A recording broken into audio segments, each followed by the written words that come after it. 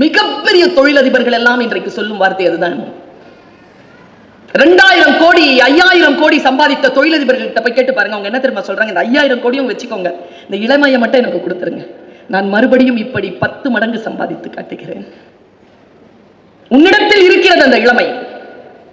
அந்த இளமையை நீ எப்படி அறுவடை செய்ய போகிறாய்? இன்று காலை எழுந்த பொழுது குழந்தையே என் காதிலே ஒரு சொல் வந்து சேர்ந்தது. அது ஒரு டிவி அட்வர்டைஸ்மெண்ட். அவன் ஏதோ ஒரு ப்ராடக்டை விற்கிறான். ஆனா சொல் என்ன தெரியுமா? வலிமையுடன் வளைந்து கொடு. என்ன வார்த்தைங்க இது? அவன் ஏதோ கம்பி விற்கிறாங்க. வலிமையுடன் வளைந்து கொடுனா என்ன அர்த்தம்? உடஞ்சிராத, வளைஞ்சு கொடு. ஆற்றங்கரை ஓரத்திலே அசைந்து நிற்கும் நான் அல்லது காற்றடித்தால் சாய்வதில்லை, கனிந்த மனம் வீழ்வதில்லை. கண்ணதாசன். மரம் சாஞ்சிரங்க புயல்ல, புல்லு சாயறது இல்லை. ஏன் தெரியுமா? வலிமையுடன் அது கற்றுக் கொடுப்பதற்கு, கற்றுக்கொள்வதற்கு சாய்ந்து கொடுக்கிறது. எப்படி நம்மை நாமே இந்த கல்லூரியிடம் ஒப்படைப்பது? உன்னை நீ எந்த அளவிற்கு வலிமையுடன் இருந்து வளைந்து கொடுப்பாருங்க. என்னுடைய மகனுக்கு 12 வயது ஆகும் பொழுது நான் எங்க காலேஜ்க்கு ஒரு செரிமனிக்காக கூட்டிட்டு போனேன். அது ஒரு ஃபேர்வெல் ஃபங்க்ஷன் சார். அது ஒரு ஃபேர்வெல் ஃபங்க்ஷன். எங்க எக்கனாமிக்ஸ் ப்ரொஃபஸர் 38 வருஷம் வேலையில இருந்தவங்க ரிட்டையர் ஆகிறாங்க. இன்றைய தாய் தந்தை இருக்க அந்த பழக்கம் இருக்கான்னு தெரியல. எங்க அம்மாவுக்கு அந்த பழக்கம் இருந்தது, எனக்கும் இருக்கு. யாராவது பெரியவங்க வந்தாங்கன்னா அவங்க கிட்ட என் குழந்தை ஆசீர்வாதம் வாங்க விடுவேன். ஏதாவது நல்ல வார்த்தை சொல்லுங்கன்னு சொல்லுவேன். சொல்றீங்களா இன்னைக்கு அந்த வார்த்தையை? அப்படிப்பட்டவங்க யாரும் எங்க வீட்டுக்கு வரதில்லை மேடம்.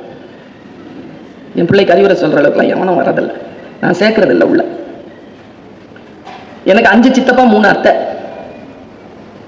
மாசத்துக்கு எல்லாரும் வந்துருவாங்க வீட்டுக்கு. எல்லாருக்கிட்டே எங்க அம்மா சொல்றது, எதை போகும்போது நல்ல வார்த்தை சொல்லிட்டு போங்கன்னு. அந்த 5 சித்தப்பால ஒரு சித்தப்பாக்கு அட்வைஸ் பண்ணவே தெரியாது. தனக்கு அட்வைஸ் பண்ண தெரியாதுன்னே அவருக்கு தெரியாது. வெற்றி செய்வார். நாங்க கேட்போம்ல. நிறைய கேட்டதனால் தானே இன்றைக்கு பேசிக் கொண்டிருக்கிறோம். கேட்காம படிக்காம பேசிட முடியுமா? என் பையனை கூட்டிட்டு போறேன். 38 வருஷங்க. அவங்க வந்து ஏதோ இப்படி போறாங்க வெளியில. கொஞ்ச நேரத்துல அவங்க வெளியில போயிருவாங்க. இந்த அரங்கத்துல நான் உட்காந்துருக்கேன். பிள்ளைய கூட்டிட்டு ஓடி அவங்க கிட்ட போறேன். அவங்க கிட்ட அப்படி விட்டேன் பையனை. என்ன நினைக்கிறீங்க? நாகராஜ் உங்களை எல்லாரையும் கூப்பிட்டு போய் என்கிட்ட அப்படிதான் விட்டுருக்காரு. இந்தா ஏதாவது சொல்லிட்டு போ. என் பிள்ளைங்க வந்திருக்காங்க எங்க வீட்டுக்கு, அதுங்க வாழணும் வளரணும், போகும்போது ஏதாவது நல்ல வார்த்தை சொல்லிட்டு போ அப்படிதான் கூட்டிட்டு வந்து விட்டுருக்காரு. நான் நேரம் கொண்டு போய் என் பையனை அவங்க கிட்ட விட்டேன். அவன் உண்மையா ஏன் வந்தான் தெரியுமா? அவன் பிரியாணி சாப்பிட வந்தாங்க. அவன் எதுக்கும் வரல. எனக்கு நல்லா தெரியும். எங்க ஊர்ல எங்க காலேஜ்ல வந்து ஃபேர்வெல் இருந்தா பிரியாணி போடுவாங்க. இங்க எப்படி சார் போடுவீங்களா? போடுவாங்க. நான் என்ன பண்ண, கூட்டிட்டு போய் அவங்கள விடுறேன். என் பையனை பார்த்தாங்க, என்ன பார்த்தாங்க, என்ன பருவின்னாங்க. பையனுக்கு ஏதாவது நல்லது சொல்லுங்க, அந்த வயசுல இருப்பாங்க, ஏதாவது சொல்லுங்க. அவன் சொன்ன வார்த்தை என்ன தெரியுமா? நீ ஊருக்கே சொல்ற, உன் பிள்ளைக்கு நான் என்ன சொல்றது? அந்த அம்மா கிட்ட நான் எப்படி சொல்றது? ஊர்ல இருக்கிற பிள்ளைலாம் என் பேச்ச கேட்கும். என் பிள்ளை கேட்கணுமே, கொண்டு போய் விடுற. அதனாலதான் விடுறேன். சொல்லுங்கம்மா, ஏதாவது சொல்லுங்க. நான் எப்படிங்க சொல்றது? அவங்க நல்லா இருக்கணும். அவங்க நல்லா இருக்காங்க. இந்த டீச்சர்ஸ் டேக்கு கூட எனக்கு வாழ்த்து அனுப்புனாங்க.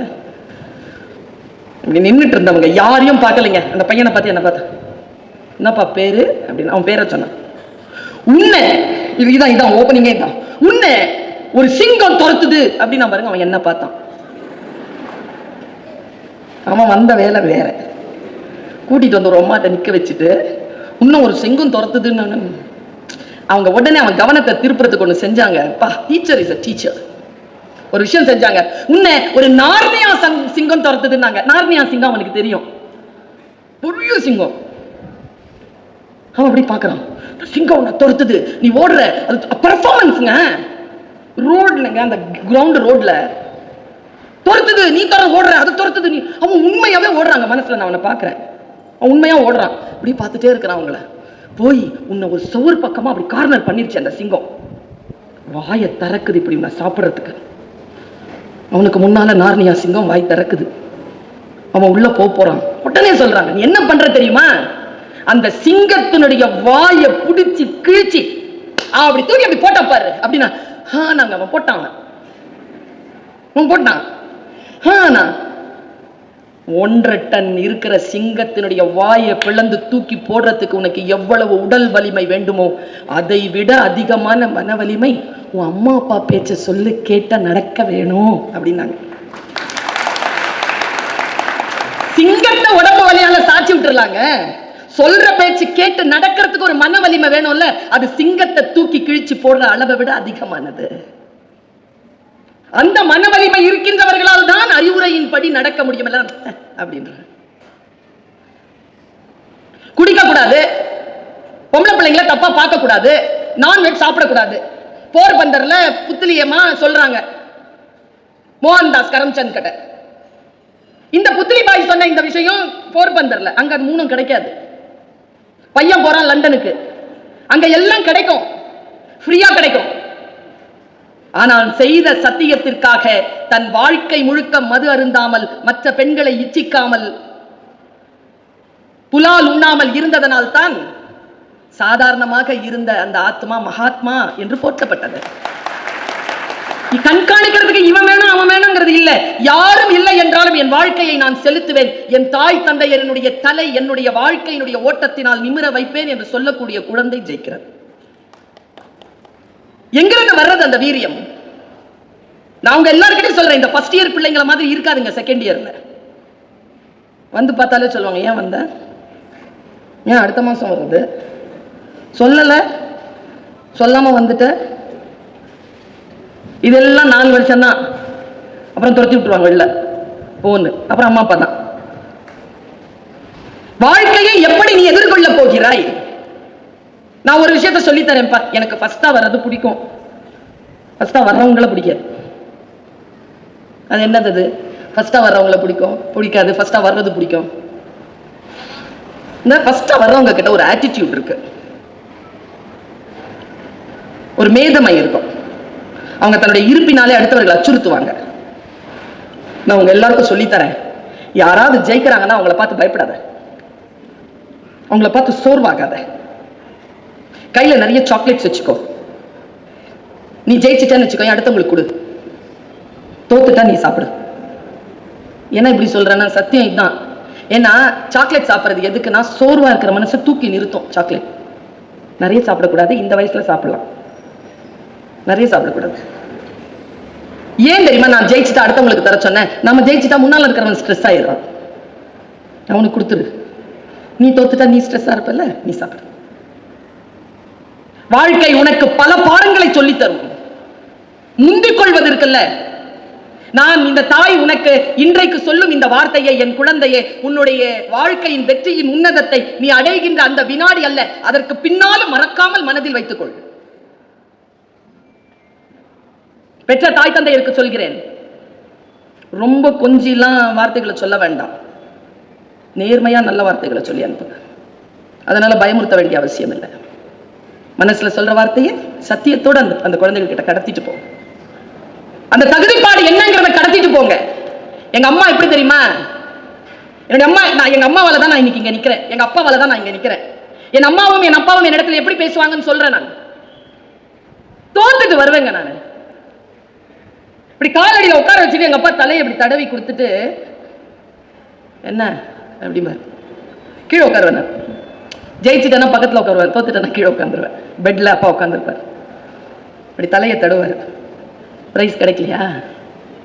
அப்பா சொல்வார், இந்த வார்த்தை தாங்க ஆசீர்வாதம். இன்னைக்கு நான் எடுத்துட்டு போறேன், குழந்தைகளுக்கு ஆசீர்வாதம் கொடுங்கள். வெறும் ஆசையை வளர்க்காதீர்கள், குழந்தைகளை ஆசீர்வதிங்கள். மனதார குழந்தைகளை ஆசீர்வதிங்கள். நான் சொல்லுகிறேன், இட் மேக்ஸ் மிராக்கிள்ஸ்.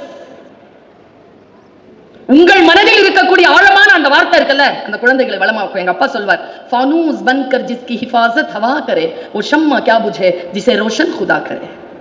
என்ன அர்த்தம் தெரியுமா? அப்பா உருதுல தான் பேசுவார் என்கிட்ட. என்ன அர்த்தம் தெரியுமா? அந்த அர்த்தத்தை சொல்றேன் பாருங்க. அப்பாவுடைய மனசு, அம்மாவுடைய மனசு உலகத்துல யாருக்குமே வராது, யாருக்குமே வராது. இறைவனை பிரார்த்தித்துக் கொள்ளுங்கள். உங்களிடத்துல அப்பா அம்மா ரெண்டும் இருப்பாங்க. சில பேருக்கு அப்பா இருப்பாங்க, சில பேருக்கு அம்மா இருப்பாங்க, சில பேருக்கு யாரும் இல்லைனாலும் அந்த பொசிஷன்ல வேற யாராவது வந்திருப்பாங்க. பாக்கியசாலிகள் நீங்கள் எல்லோரும். எங்க அப்பா சொன்ன அந்த வார்த்தைக்கு, அந்த கவிதைக்கு என்ன பொருள் தெரியுமா? வீட்டுல சிம்னி விளக்கு வச்சிருக்கீங்களா? சிம்னி விளக்கு இல்ல, அதுக்கு மேல ஒரு சிம்னி போடுவோம்ல, எதுக்கு போடுவோம்? என்ன காரணத்துக்காக போடுவோம்? தீபம் அணையாம இருக்கிறதுக்கு. தீபத்தை எது அணைக்கும்? காத்து அணைக்கும். சபாஷ். காற்றில் இருந்து தீபம் அணையாமல் சிம்னி காப்பாற்றுகிறது இல்லையா? இந்த கவிதை சொல்லுது, காற்றை அணைய விடாமல் காப்பாற்றுவதற்காக சிம்னியாக காற்றே வந்திருக்கான். அப்ப சொல்ற வார்த்தை, அந்த தீபம் அணையாமல் இருப்பதற்கு இறைவன் என்ன செய்கிறான்? காற்றையே சிம்னியா அனுப்புறானா. அனுப்பிட்டு சொல்வார், அந்த தீபத்தை யாரால் அணைக்க முடியும்? அதற்குத்தான் இறையருள் இருக்கிறது. தோத்து வர பிள்ளை கிட்ட பேசுற பேச்சுங்க. நீ கவலைப்படாத, இறைவன் உன்னை காப்பாற்றுவான். உனக்கு எதையெல்லாம் தோல்வியாக இருக்கிறதோ அந்த தோல்வியே உன் வெற்றிக்கு காரணமாக அமையும். நீ கவலைப்படாதே என்று சொல்லக்கூடிய அப்பா. அம்மா எப்படி தெரியுமா? ஊர்ல எங்க சுத்தினாலும் சுல்தானா, கடல்ல மட்டும் கால் நினைச்சிரு. ஏன்? உன் காலை தொட்ட தண்ணி உலகம் எல்லாம் சுத்தம். இப்படி சொல்ற அம்மா. கிழிந்த பாயில் என்னை படுக்க வைத்துக் கொண்டு பறக்கும் கம்பளங்களை பற்றி கதை சொல்லி இருக்கிறாள் என் அம்மா. அதனால் அவள் கதைகளில் கிழிந்த பாய்கள் வந்ததே இல்லை. நான் இன்றைக்கு பறக்கும் கம்பளங்களில் இருக்கிறேன். உங்களிடத்தில் இருக்கிறது அந்த சூட்சுமம்.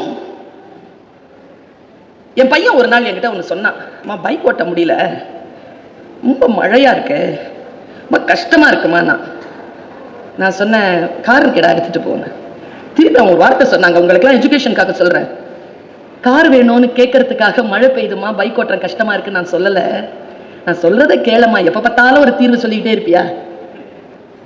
என் வழிய சொல்றமா, கேட்டுக்கோமா, அவ்வளவுதான். இதுக்கு எந்த தீர்வும் சொல்லாதமா, தயவு செஞ்சு எழுந்துச்சு போனான்.